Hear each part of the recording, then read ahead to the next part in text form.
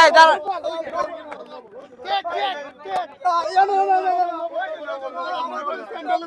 আচ্ছা দাদা, আমি বলি এটা ডেমোক্রেসি, গণতন্ত্র, সবাই কি বলে? নো বল। সরি দাদা, সরি। সো হ্যালো এভরিওয়ান, আজকে আমরা আছি বাদাঘাট স্কুলের ফিল্ডে। সো এখানে সবাই আছে আমাদের এলাকার ভাই ব্রাদার। সো এটা আমাদের মাঠ, আমরা সবাই এখানে খেলাধুলা করি একসাথে।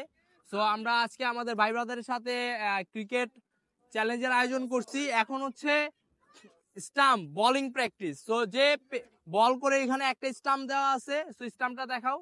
সো এখান থেকে হচ্ছে রান আপ নিয়ে আমরা তিনজনকে প্রাইজ মানি দিব। যে তিনজন ফার্স্টে হচ্ছে স্টাম্প হিট করতে পারবে সেই তিনজনই পাবে। আর ফার্স্ট অ্যাটেম্প শুরু হয়ে গেল এবং হিট।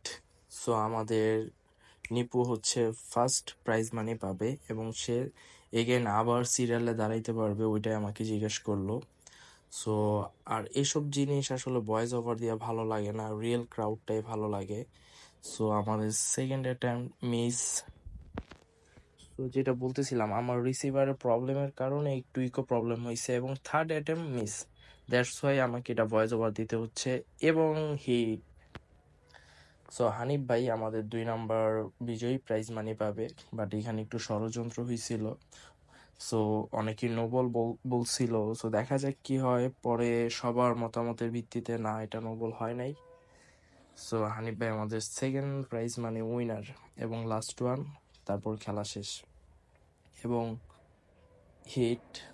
সো 3 নাম্বারে লাস্টে যে হিট করছে হচ্ছে আমাদের এলাকার ছোট ভাই ইমন।